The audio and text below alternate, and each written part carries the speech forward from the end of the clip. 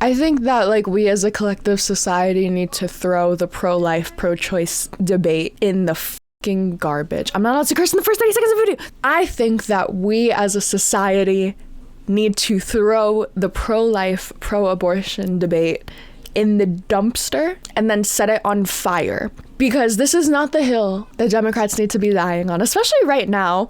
But this is a debate that's been going on for years. It's a discussion that's been going on for decades. And it's always been doomed from the start. Because when you have two sides of a debate that are both pro, you're not having the same conversation. The pro-life and the pro-choice people are not having the same conversation. These people, the pro-life people, are talking about baby killers, baby murderers. Everyone's killing babies. All the babies are dying. These people are talking about bodily autonomy and your own individual rights to your body. They're two completely different discussions. The discussion that we should be having, that's a lot more productive, that's a lot less emotionally charged, because when you have such a deep-rooted principle at the center of a debate, both sides just get horridly anecdotal, very emotional. Like, these people are just so like, oh, but the babies, but you're killing all of the babies. And these people are just like, but the women, you're killing all of the women in the parking lots. And you're just giving stories back and forth. Oh, but my friend's mom, she could only live if she got an abortion. Okay, well, my friend's brother, he was conceived in rape and he's alive and he's thriving and he cured cancer. So would you have wanted him to be aborted? Like, all of these hypotheticals, all of these anecdotes, they don't get us anywhere. The conversation that we should be having as it pertains to real life people in the real life world is, to what extent does the government have any say over your medical decisions? And the answer to that is virtually none. There's no other medical procedure, which is what it is, which is another issue in itself. Like, in the medical field, they need to reclassify what an abortion is considered, because a DNC, that shouldn't be considered an abortion, but it is considered an abortion under medical terms, because technically that is the removal of fecal tissue, which is technically the definition of abortion. That needs to be redefined. There needs to be a lot of policy discussion, not a lot of theology and principle discussion, because you're not going to win any argument when both sides are arguing for different things. With that being said, my stance is that the Constitution gives every citizen the right to life, liberty, and the pursuit of happiness. Life, liberty, and the pursuit of happiness.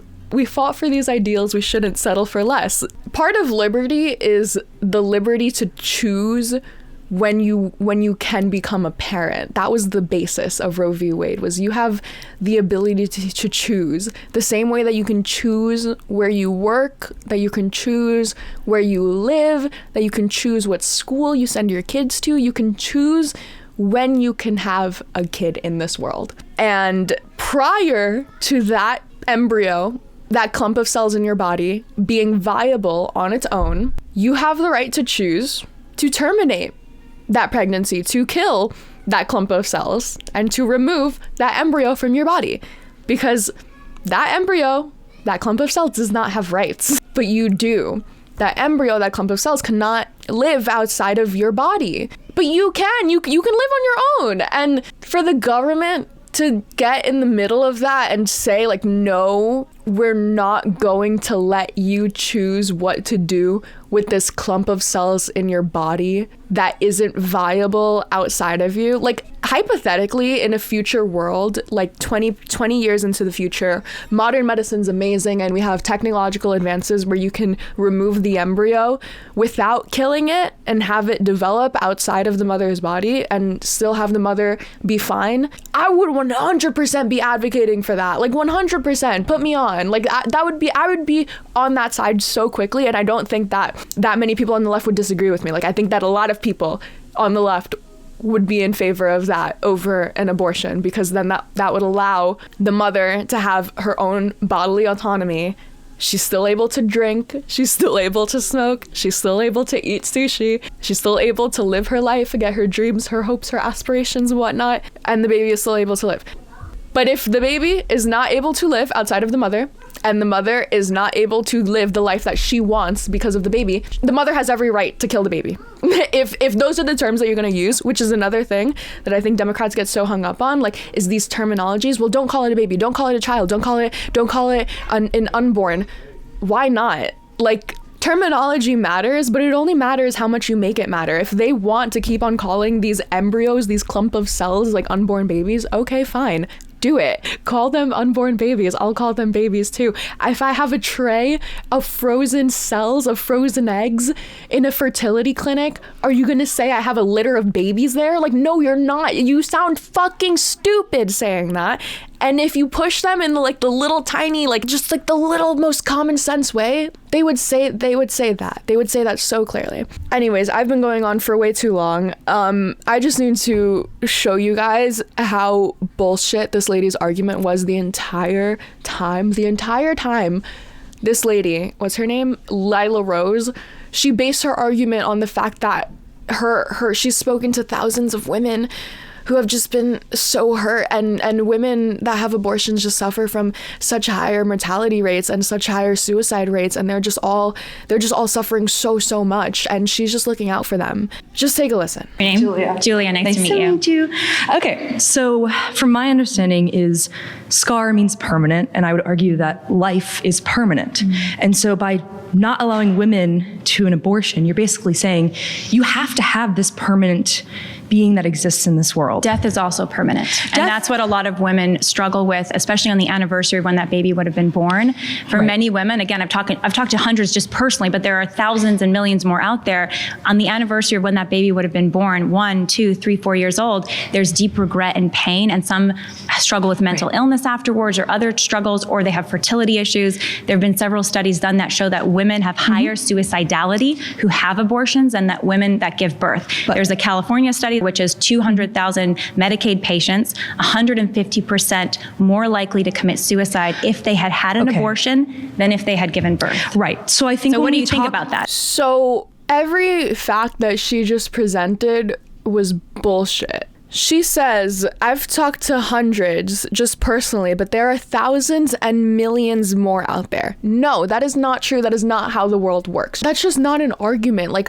I've talked to hundreds just personally out there. Just because I know one person who did one thing, that means that there's gotta be tens, if not hundreds more out there that have also done the same thing. You don't know that for a fact, number one. The idea that we have a nation filled with 350 million people, half of which are women, a fat majority of them will go on to have kids or get pregnant to some extent.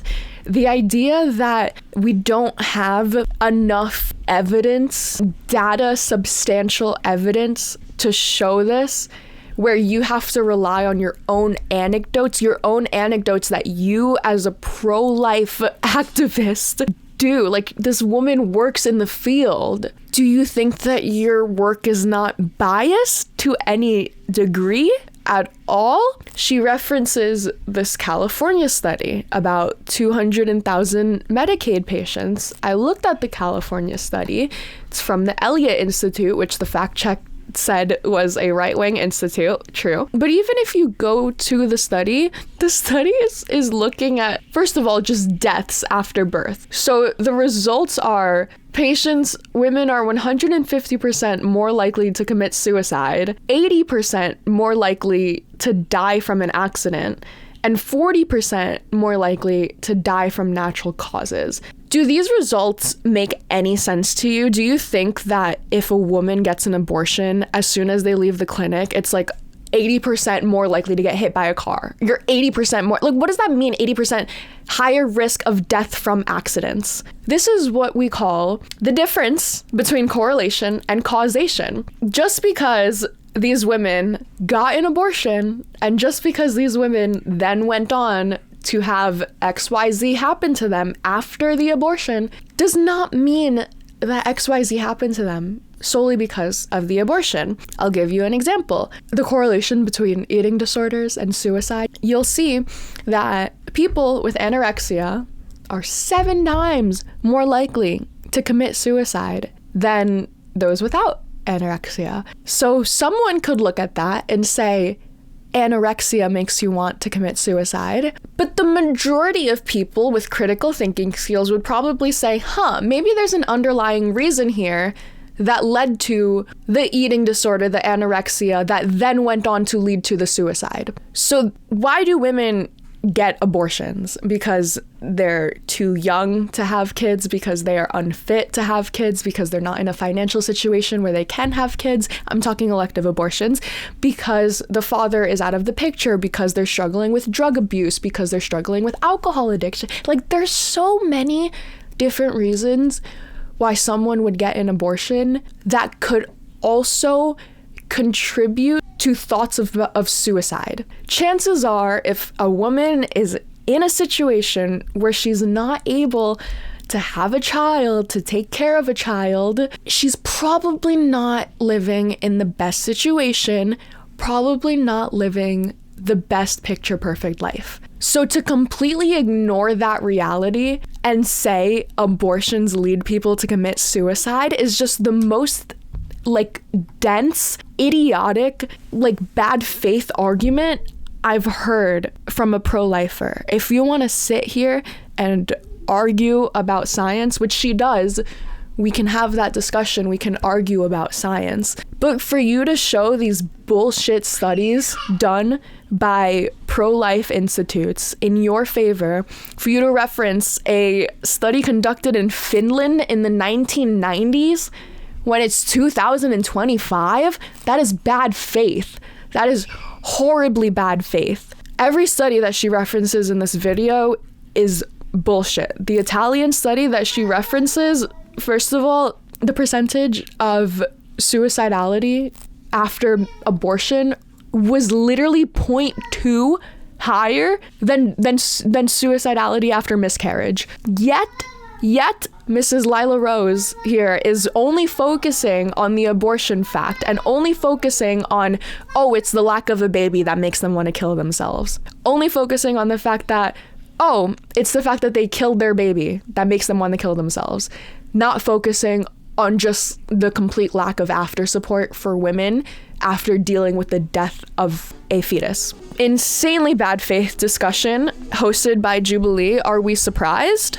But at least the fact checks were decently spot on this time. This Lila Rose character, I've never heard of her before, but I was really scared of her manipulation tactics. She was just so bad faith and so infuriating this entire interview. Just how much she was talking over everyone, how much she was avoiding answering any questions that would have actually hurt her argument. She was running out the clock on anything. Every single time she said, let me answer that, let me answer that, let me answer that. And then she didn't address anything that was being spoken to her. Infuriating. But going back to my intro, I think that Democrats need to step away from this discussion in entertaining people like this, because it is so clear from every pro-lifer like her, you're not gonna win when these people are holding bad faith arguments, are nitpicking and cherry picking evidence that supports them and them only. You can win if you refocus the argument, which I really liked that the last person, the person that she did a debate with at the end, she reframed it. She said, my bodily autonomy is the focus of this argument. Kind of disagree with that. I think government rights, government reach is the focus of the argument, but focusing more on reframing things, not just pro-life, pro-choice. Throw that shit in the garbage. Fuck pro-life, pro-choice. We need to be talking about governmental interference between medical procedures. That is the only way. Can we as a collective fight for this rebranding of bodily autonomy, of healthcare, of abortion rights? Because all of these terms are so loaded. That's all we're discussing, is whether or not the government has the ability to overreach and interfere in medical procedures. Yes or no? That's the discussion.